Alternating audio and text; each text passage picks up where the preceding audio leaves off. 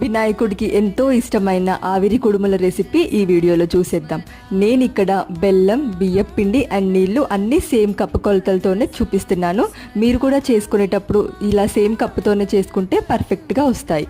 ముందుగా 3/4 కప్పు బెల్లం అలాగే 1/2 కప్పు వాటర్ వేసుకొని బెల్లాన్ని కరిగించుకోవాలి.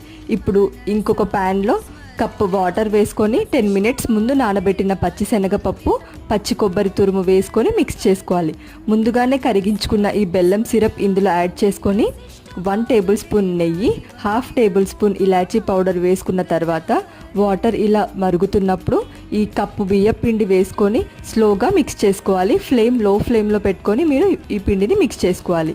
ఇలా మిక్స్ చేసుకున్న తర్వాత మీకు నచ్చిన షేప్లో, నేను ఇక్కడ 3 షేప్స్లో చూపిస్తున్నాను. ఇలా కుడుములు చేసుకున్న తర్వాత ఇడ్లీ పాత్రలో 15 మినిట్స్ మీడియం ఫ్లేమ్లో స్టీమ్ చేసుకోవాలి. ఇలా స్టీమ్ చేసుకుంటే మన బెల్లం కుడుములు రెడీ.